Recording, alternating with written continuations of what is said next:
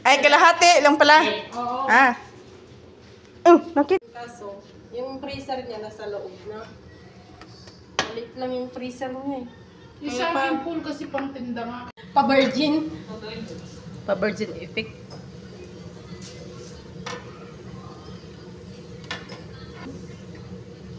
Bili tayo ng steamer malaki.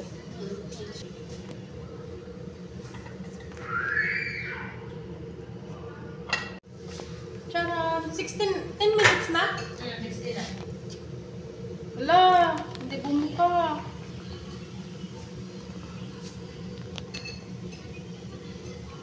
Bibutan yung cheese.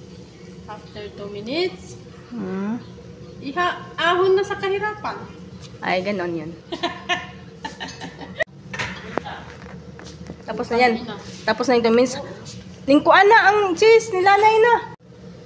Ay. Mashallah, tabarakallah. Ay, kusa pala siyang maganon sa. Mashallah. Oh, siyempre may ano yan. Baking powder. Binubo talaga yan. Ang galing.